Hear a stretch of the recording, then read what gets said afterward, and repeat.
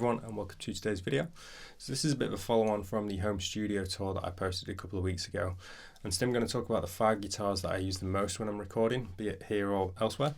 I'm going to pull them out one at a time, but what I really want to talk about is kind of how I use each one and where I would choose one over another, why I might use a Strat over a Tele for a certain part, or single coils versus humbuckers. So hopefully there'll be some information that could be applied to any guitar collection, not just the 5 I'm going to show here. The performance piece at the start of this video I wrote to show how I use these guitars typically. So I'll be pulling the guitars out one at a time in order that they appeared in that performance, and I'll kind of refer back to that as we go.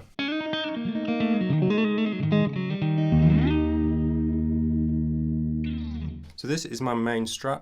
This is a 1983 Fender JV Stratocaster, and this is the one that I use 9 times out of 10 when I need Strat tones. I'll be picking this up. I have the bridge decked on this, so the 1 time out of 10 is usually if I need to use a whammy bar. I've got another one set up with a floating bridge on, but this is usually the go-to. And where I'd use a Strat typically for recording is, like in the intro video, for clean finger-picked chords, bringing out definition in complex voicings. But also for leads. Obviously Strats sound really good in a bluesy context, but higher gain as well with fuzz pedals, they can sound really cool. Where I might tend to avoid a Strat is if I was doing like a clean rhythm strummed part, or power chords, because I sometimes find that it can sound a little bit pokey and have too kind of strong of a transient, so I might go for more humbuckers or something a little bit thicker sounding in those scenarios.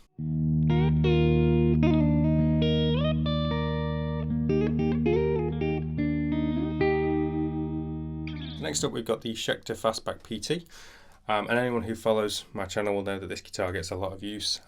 This has got the Seymour Duncan Cyclone vintage set in there, and it's, to be honest, it surprised me how versatile this guitar is, with having 2 Filtertrons, but it's just a workhorse. It handles most tones really well actually. It sounds good clean, it sounds good overdriven. Where I tend to find myself using this is particularly for clean leads, where if I feel like a Strat or a Tele might be a little bit too transient, a bit too pokey, or if I feel those tones would be too identifiable. So obviously Strat neck pickups and Tele bridge pickups sound really good, but they've also been used an awful lot. So if you're playing a part and you specifically want to avoid kind of being boxed into those tones, I find that this is quite good at sounding ambiguous whilst also sounding really nice. So for clean leads, but I also use this a lot for double tracking, so pairing with either a single coil or a humbucker just for a little bit of kind of offset on a double tracked rhythm part. Just a really nice solid built and guitar that stays in tune really well.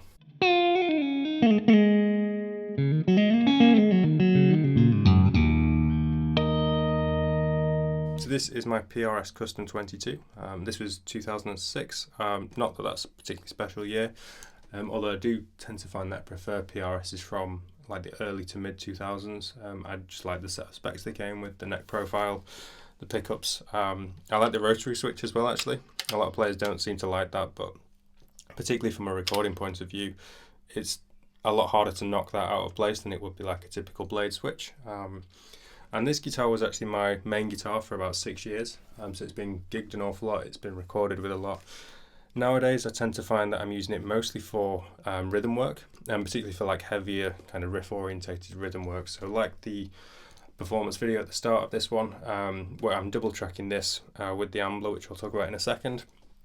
As a guitar it's probably quite overqualified to be just a rhythm guitar, but nowadays I tend to find that I prefer single coils for leads.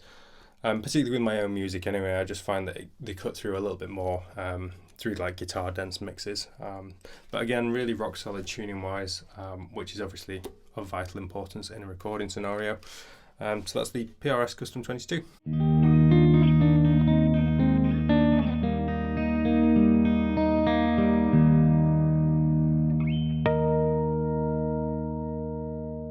So this is the Ambler Capulet. And this is a guitar that I had a hand in designing with Ambler as a bit of an artist model. They've got P90s in here, and what I really like P90s for, this wasn't actually the initial intention behind this guitar, but I found it works really well double tracked with either humbuckers or single coils. So if you've got humbuckers on one side and you want to add in a little bit of bite or definition, without going all the way to single coils on the other side, P90s will work really well, as they will do the same for single coils. You want to thicken up some single coils, on the other side of your double track you can use P90s, and it'll just add in a little bit of girth without sounding too dissimilar. The initial design behind this guitar was to be more of a lead machine, which it can certainly do. And again, with the P90s, it cuts through guitar dense mixes really well, stays in tune really well, and it's just a really nice guitar to track with.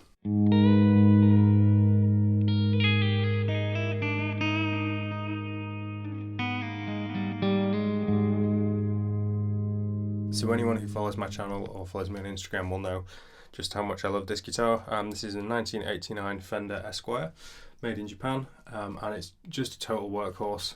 This guitar probably gets used the most of the five. Certainly it's been used the most on the album that we're tracking at the moment, and I really like this guitar for leads, which isn't necessarily what I expected when I bought it, but because it's got such a strong attack and so much high end on it, it really cuts through guitar heavy mixes really well, without the need for too much kind of high shelf post EQ processing. And this guitar gets used on just about everything I record, whether it's my own music or if I'm working with another client.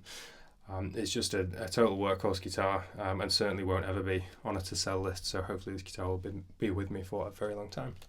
So those were the 5 guitars that I found myself using the most, and it's on an almost daily basis that I'll use all 5 in varying ratios. And the purpose of this video wasn't to say that you need a Japanese Esquire and a PRS Custom 22.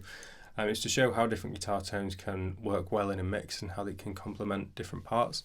And maybe if someone's got a set of guitars that they want to add to and be able to cover more bases with, hopefully it might give people an idea of what guitars will integrate well with an existing collection. So I didn't actually realise until halfway through this video that each of these guitars covers the main kind of pickup types. So you've got Strats, Tellies, P90s, Filtertrons and Humbuckers. And that wasn't the intention at all behind this. It kind of surprised me actually that I just picked the 5 guitars that I use the most. And I guess it just shows that you don't necessarily need a lot of guitars to cover different bases, providing they all kind of have a different job and a different role.